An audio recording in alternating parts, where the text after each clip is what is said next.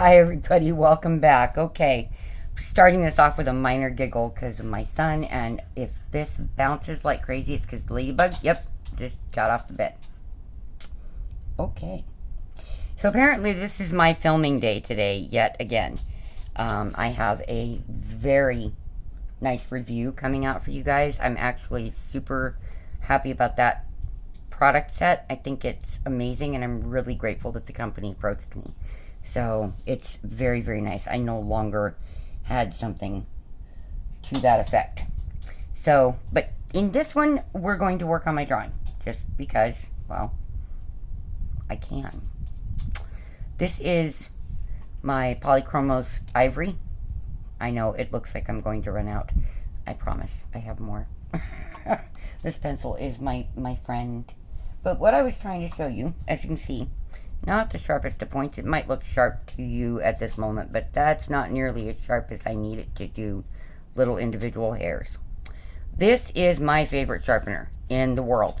This thing is heavy. It's brass. It's called the Alvin Brass Bullet. I got it off of Blick Arts, I believe. But I believe they have these on Amazon as well. You can check. But this is so awesome. It's weighted so nicely, and it makes it to where I can have this facing down into a container to catch the shavings. And I don't have a lot of mess. These blades are also replaceable, so I bought replacement blades. But a trick for all of you with your sharpeners, whether you are colorists, whether you are artists, whatever that might be, anything that you are sharpening colored pencils in, make sure that every so often, you know, not too infrequently, not too frequently either, you put a graphite pencil through it. Now, a graphite pencil, for those of you who do not know, is basically any standard pencil. It's no longer lead. It has not been for a great many years, thank goodness. It is graphite, and that acts as a lubricant for the blades, and it keeps your blades sharper longer. Just a little tip for you there as I sharpen this, and we can get started. So I am going to work on Miss Tigress today, who I fondly started calling Kitty, because obviously I'm not a cat mom. I'm a Esky mom. I'm a puppy mommy. Buggy is going up and down off the bed. She's grabbing mouthfuls of food, bringing them up on the bed and bouncing us thoroughly. And of course I have my coffee.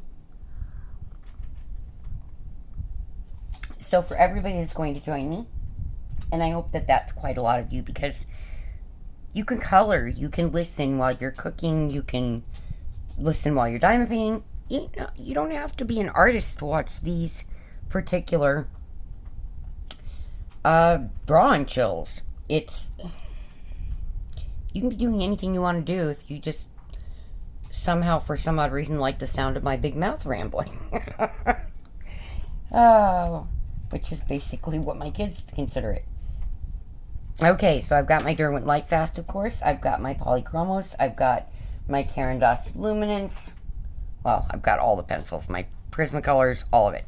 I have them in these lovely boxes that when I get a chance to clean my room again, I will then show you how I have this set up until I get the room across the hall as a studio, which it looks like will be coming sometime this year. So we will see.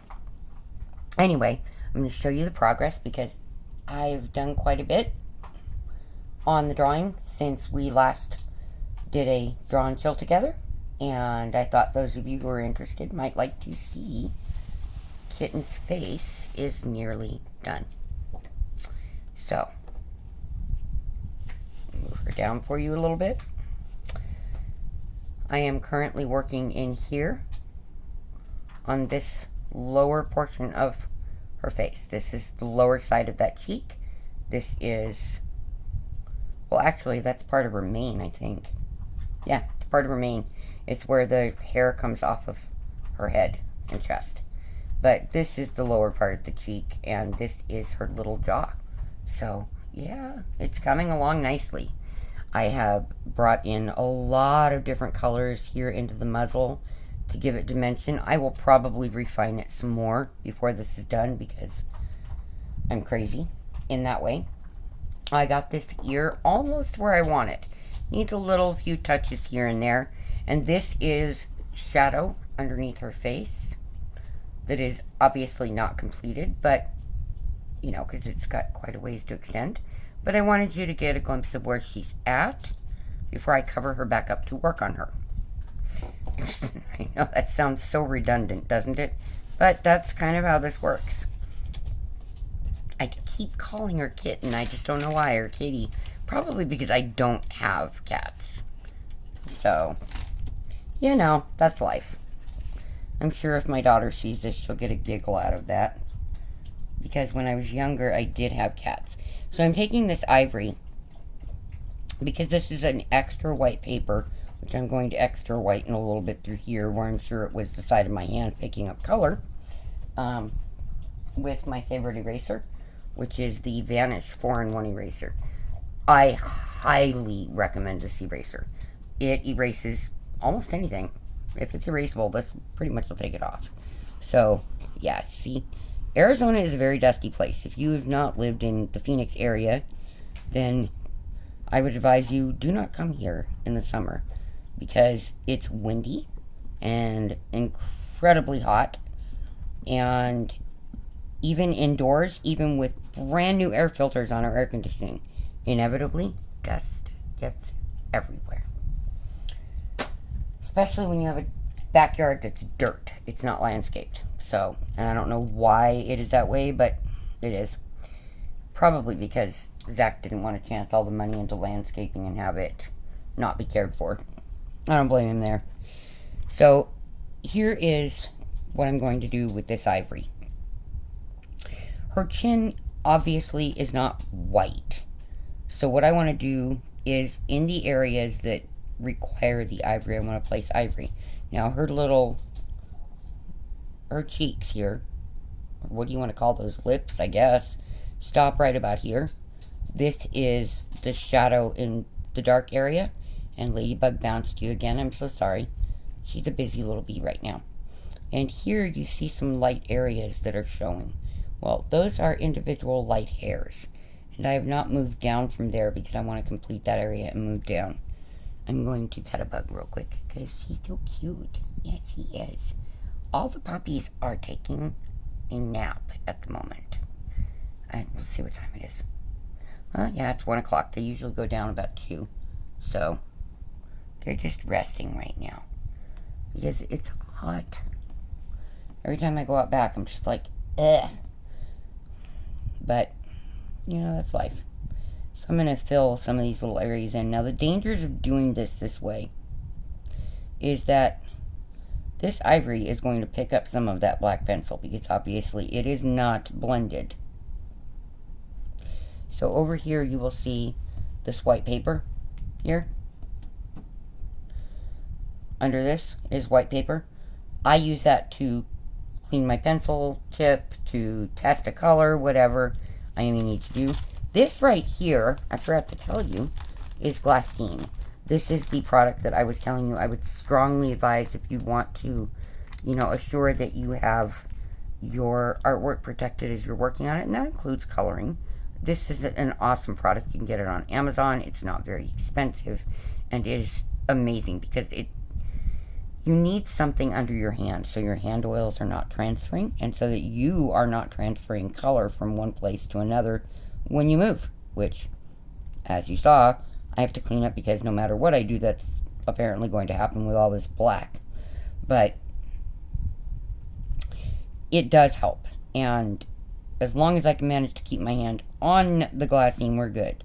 You can use a scrap sheet of paper. However, it is more likely to transfer color as you scoot it across.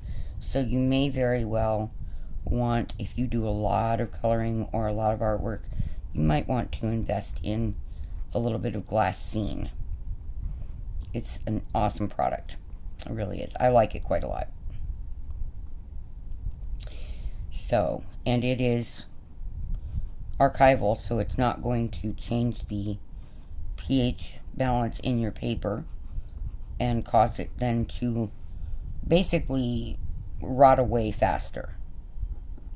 That's why we prevent the hand oils. It's also because I have noticed over my many years that hand oils change the way a color looks over time also. I don't know if a lot of artists talk about that when they try and give you some tutelage in doing all of this. So it probably looks like I'm not doing anything. And to be honest, right now, to me, it looks like I'm not doing anything. But I do know that that's not the case. It is placing this soft ivory color, which is just basically a tiny, pale bit of a yellowish tone mixed with a lot of white is how you're going to get an ivory tone. Which, this is fun. You'll see me move that quite a lot while I'm working. Ooh, video notification for something. I don't know about you guys. This Randonautica craze has me fascinated. I am obviously not allowed to leave at this point because I'm in extremely high risk as someone with the current health crisis. But it does interest me, and on the other end of it, you see, most of the time they're getting locations that are just nothing, it'll lead you to a house or whatever.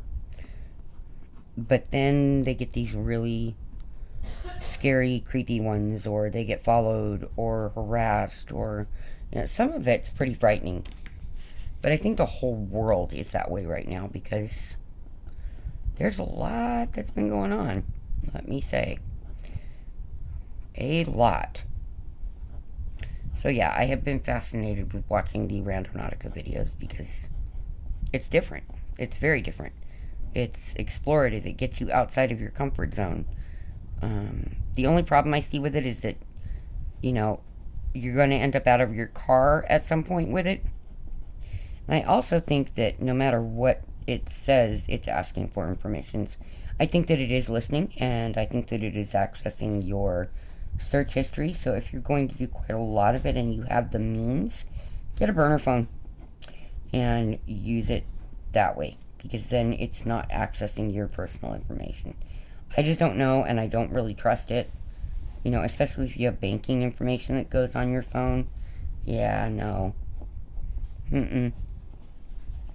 That for me would be a big no-no, just because I'm hesitant about anybody or anything having access to any personal information at all.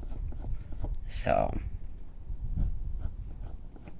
I would be very cautious, is what I'm saying. Alright. Let me see where that is.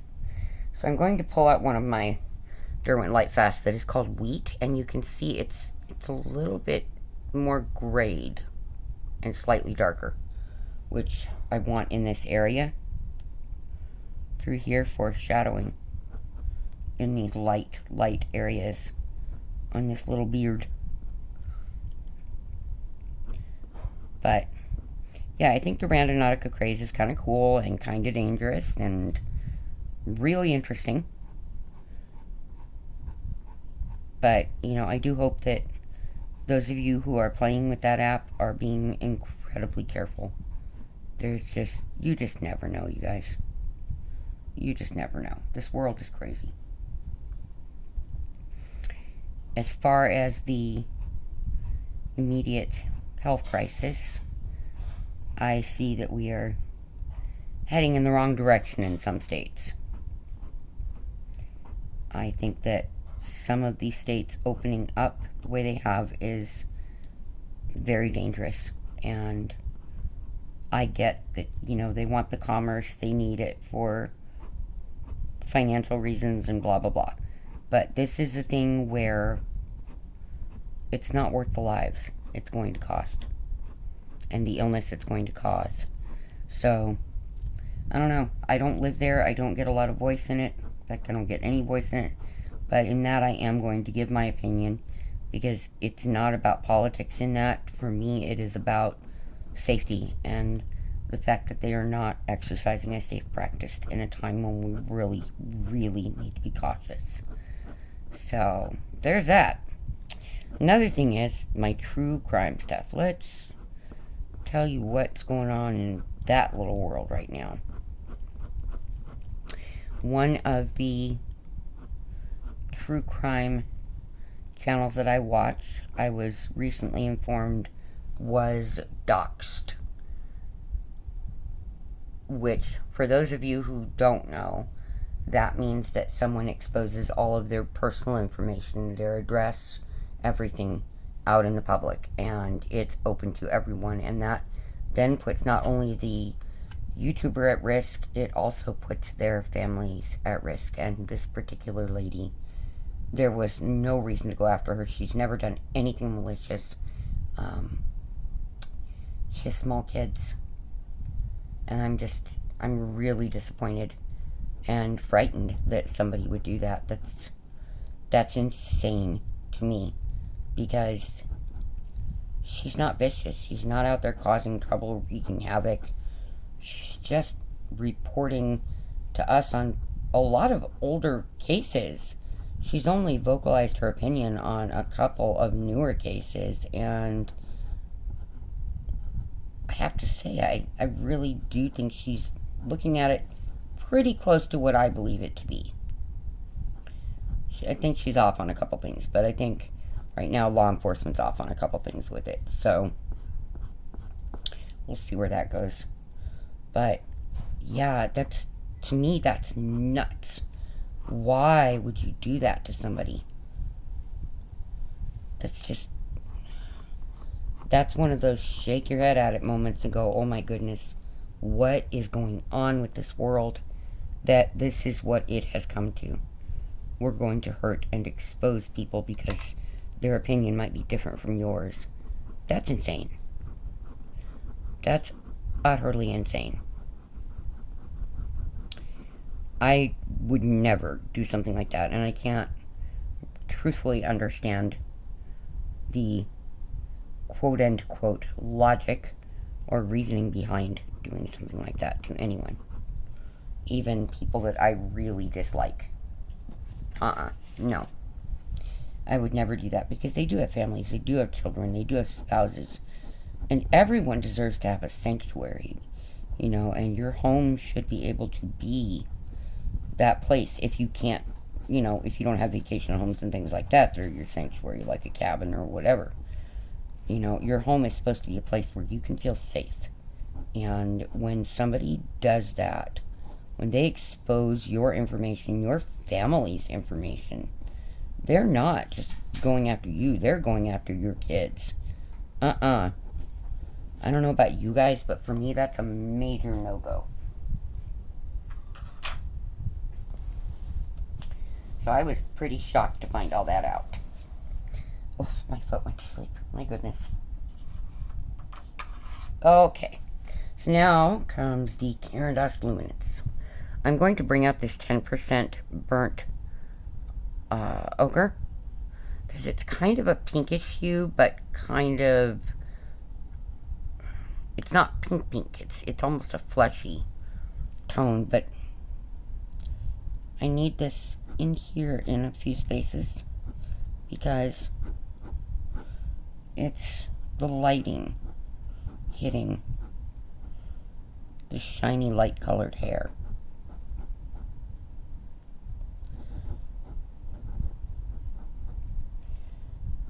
I don't know. Because this world is doing some odd things that I just don't really understand the reasoning. But maybe I'm just old and kind of a fuddy-duddy or whatever it is. I just can't see causing harm by intention like that. It's just not me. Thank goodness. I'm glad that that's not how I live. There is a case currently in motion that is holding a lot of interest for me, because it involves things that I just vehemently oppose. Blah. Spit that one out, Amber. I just can't with them. But everybody thought I would be surprised, and I was not surprised when the woman charged in the case she waived her right to a pretrial hearing. She just, owned that, yes, they have enough evidence to take me to trial, so we might as well bypass this step and go for it. I do not know when the trials are scheduled for. I don't even know if they have been scheduled yet, because I've taken the last couple of days off of anything about that case because it reached a point where I was getting so upset and almost obsessed over it because it involved 2 innocent children and a very crazy cult. So that should be enough to tell you the case. I have not decided if I want to do an occasional true crime video while I draw. I would love your opinion on if that's something that you would be interested in. If it is, then, maybe I'll give it a go. We shall see. So, but yeah, that case has got my attention big time because of the kids, and the whole cult thing just floors me completely. I know there have been quite a few over time, but I think that in truth, although the initiator of this cult is the man that is charged, I think that people are not realizing the extent of the woman's control and involvement. I think that a lot of them are looking at her going, oh, she got involved with the wrong man and ended up, blah, blah, blah, her kids are dead, blah, blah, blah. We don't have any evidence yet to show if they are going to be charged for conspiracy to commit or anything to that effect. We just know that they're being charged with hiding evidence and the way that the bodies were treated. So I'm still a little irritable that there have not been more extensive charges brought down as of yet. I'm really rather anxious to see that happen, to see them charged. What law enforcement and myself and the majority of the general public feels would be reasonable and just. Those children definitely deserve justice. They really do. And I think that I was kind of shocked yesterday because I was watching this random recommended that came up, and it was about the case. And it was a set of profilers. You had I'm guessing retired FBI profiler, and you had a psychologist or a psychiatrist, one of the two. You had a couple of other pieces of what is involved in profiling these cases. And I had been for days saying that they need to look at this as a serial killer case. And I was really excited when this was stated by those experts as well, that they believe that this should be looked at from the standpoint of serial killer, because there is some really serious chains of events that occurred, and there's actually 5 deaths involved that 4 of them are currently under investigation. 1 is being stated as natural causes, although I think they need a much more in-depth toxicology report on that based on some of the things surrounding him. I think that they could be missing something that is a very unusual toxin that would have caused the heart attack. But it could have been natural causes. And in that case, I'm good with that, because he was the muscle in this.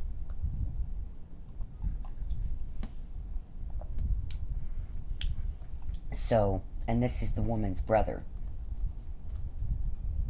late brother. But at any rate, yeah, that case has my attention for sure.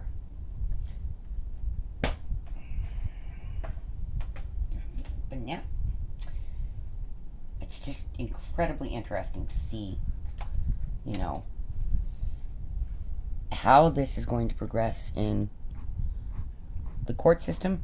This is, of course, in Rexburg, Idaho. And I don't think that they were really very set up or equipped for this because, you know, this is small town Idaho. They're not seeing a whole lot of horrifying murders and body disposals up there. You know what I'm saying?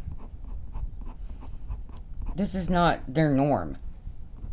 And I don't think that they were in any way prepared for something like this to ever happen in their little sleepy town. But it sure did. It's just insane. If this does turn out to be a case of a set of serial killers working in conjunction, then what we will find is that this falls into federal jurisdiction because it crossed multiple state lines. So I think that's pretty interesting as well. This case just, it kind of has a little bit of everything that would keep your attention, folks, and it's a whole lot of crazy involved in this, and just a whole lot of pain and sorrow for the grandparents that are surviving the little boy, and for the brother that is surviving both of the kids. It's really horrible, and I'm sure that even the family of the perpetrators are suffering as well, because they are just at a loss for, I'm sure, for why these people would go and do this kind of thing. But hopefully, eventually, we will see answers and we will see justice for these two kids in every possible way. That's something I definitely would like to see happen. These, you know, the one child was autistic and only 7 years old. So it's very, very, very heart-wrenching for me to see that a parent would have any involvement in something like this. I'm dumbfounded by it, truthfully. I'm completely dumbfounded.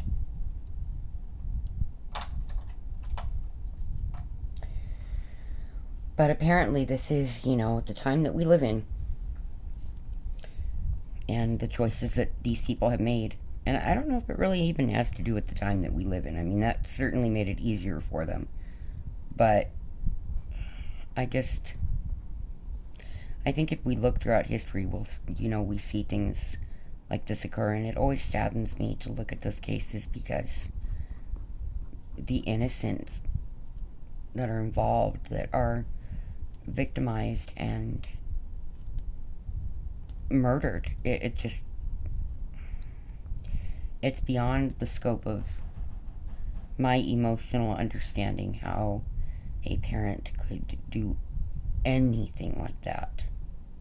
I'm at a loss for that because I could never, ever, ever imagine wanting to harm my family. You know, I don't have that in me, I guess. But apparently there are people who do. So, as sick as that is, there are people who do. And they do commit these horrifying acts, and the innocents do pay the price for it. I know it's kind of a heavy topic, but it's the world we're living in. It sadly is the world that we're living in. We're seeing, finally, a movement that needed to take place a long time ago be completed. It was started back in the 60s, and it was started long before that. But it somehow always gets pushed to the side and forgotten. And it's nice to see that is finally reaching a place where people aren't going to just sit still this time and let it happen. The peaceful protests are something I really, really stand in support of. I do not support the violence. I do not support the looting. I do not think there is an excuse for any of that. That is my personal view on it. I hope I don't offend anybody with that, but I think that when you approach violence with peaceful demonstration, I think that you get a lot further. And I know that tempers are running very, very hot right now, and understandably so. Very much understandable. However, that doesn't, solve the problem. You have to find some way, at some point, to approach it with cooler head and forethought as to how do the people involved and the people surrounding and just people in general find a way to solve this with peace. The victims that were involved, I don't think would have wanted their lives being lost to create havoc and violence, and I can't even, I don't have all the words, at the moment for that, because there's so much that I have to say, but I don't want to offend anybody. And I think that, obviously, because I stand in support of it, that could offend some people. I'm sorry, but that part I will not, avoid the truth. Because that's how this keeps happening in this world, is people, they stand by silently. They say nothing. You can't do that. You have to speak up. You have to speak out.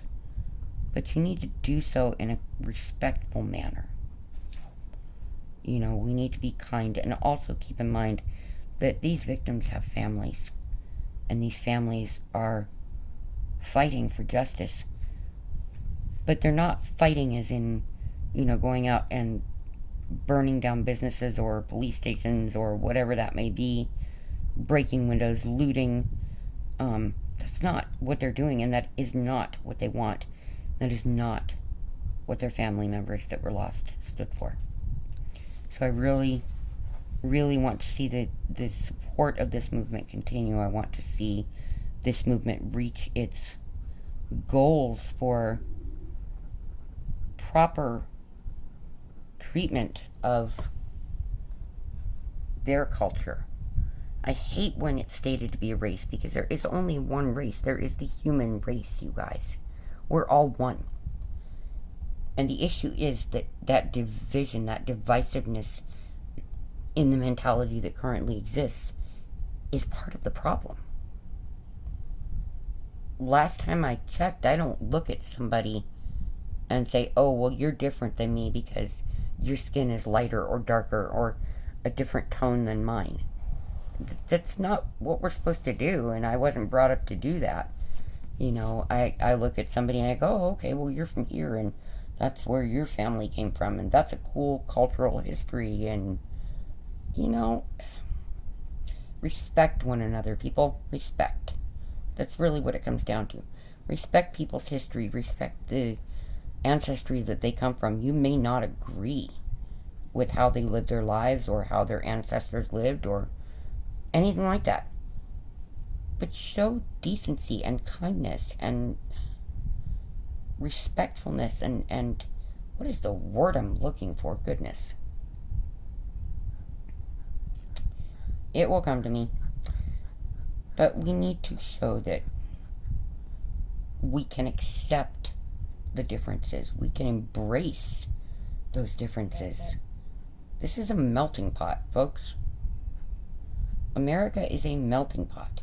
And when we show that melting pot the right temperature, stir it often enough, give it the right care, it can grow a lot of goodness and love. And I think that if we embrace one another's cultural differences, learn from each other's cultural differences and from each other's backgrounds and cultures, this world could do so much. You know, the next generation, this generation that is so small right now, could come so much further than even our generations did. You know, the generations before us started this movement of peace and got lost in wars and everything else. Somewhere along the line, it got forgotten, or at least pushed to the back burner. Right now, it's on the front burner. Let's keep it on a very low heat, please. I don't want to see the violence and pain that we've seen so far in it. I want to see growth and acceptance. Hopefully we can achieve that. Hopefully we can. I think it's possible, at least.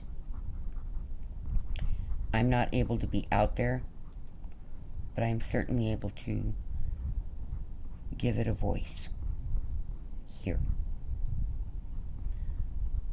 But doing so means I have to do so in a way that gives everyone room to have their opinions without criticism, without bullying, but with keeping in mind that I have no personal tolerance for those bad behaviors either. And I will quickly, very quickly, put a stop to it on my channel or in the comment section. So please be aware of that. I don't accept that hate needs to exist here. So I just don't allow it to. Anyway, I am going to go stretch, move around, because I've been sitting here for a while. This was the second or third video I filmed. Not really sure which today, because it's been a long day. I've been up since about 5 o'clock this morning, which was sort of sleeping in for me lately. So I will film a little bit later or tomorrow and figure out what's going up and what isn't. I hope you all are having a wonderful Friday and that you have an awesome weekend. I am going to try to spend my weekend as calmly and peacefully as possible because there's no screaming 2-year-old in the house. So the babies and I are probably going to take a day and do nothing but rest and nap and not even draw. Just chill and hang out, watch some videos. I don't know. We'll see. My thoughts and prayers are with all of you. They always are, you guys.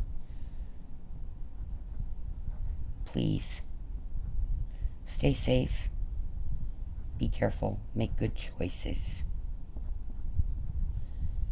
And be as considerate as you can of others. Because I think in the end that those things all put together will bring us to a place of more peace and comfort than we have at this point in time. So with that, I will talk to y'all later and see you then.